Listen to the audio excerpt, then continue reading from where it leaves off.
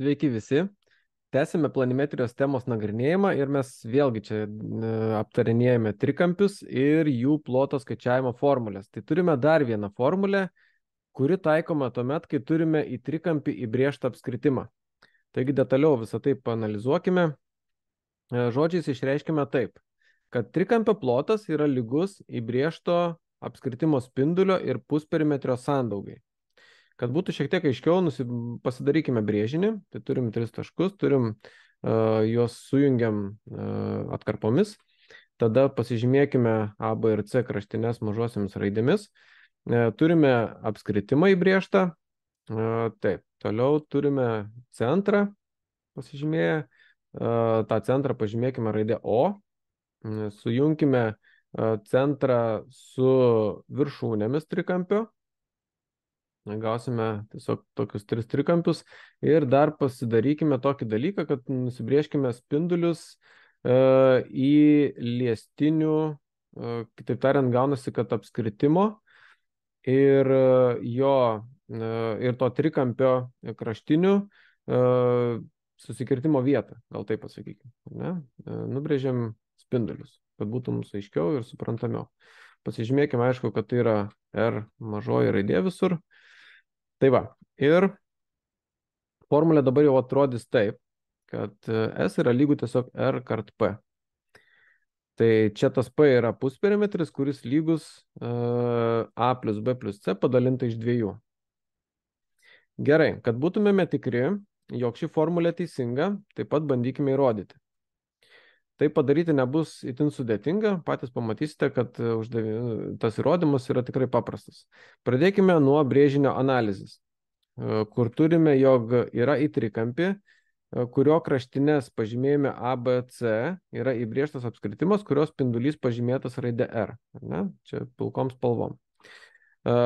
Įbrėžus apskritimą į trikampį, jo kraštinės gaunasi kaip apskritimo liestinės,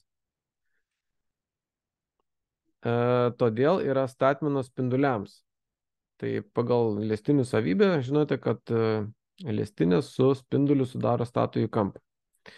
Gerai, o tai reiškia, kad plotus galime skaičiuoti pagal gerai žinomą formulę S yra lygu 1/2 A kart H atskirai ir iš karto sudėti. Tai va, pabandykim tai pasidaryti. Reiškia, panagrinėkim, pavyzdžiui, pirmąją, 1/2 R ir A. 1/2 R ir A. Tai reiškia, imam apatinį tą trikampį. Va, ir jo pagrindas yra A, aukštinė yra R. Tai va, taip mes gaunam šitą formulę. Tai kitaip tariant, mes visą tą trikampio plotą išskaidom į tos 3 tokius trikampius ir juos atskirai sudedame. Tai va, pavyzdžiui, 1/2 R kart B, tai čia jau bus B pagrindas, o R bus aukštinė. Tai va, ir turėsim 1/2 R kart B. Na ir lygiai taip pat su 1/2 R ir C. Gerai, dabar galime iškelti R prieš skliaustus. Pasižiūrėkime, reiškia, kadangi yra bendras dauginamasis, tai mes jį galim parašyti prieš skliaustus ir skliaustuose lieka tik tai viskas be R raidės. 1/2 A, 1/2 B, 1/2 C.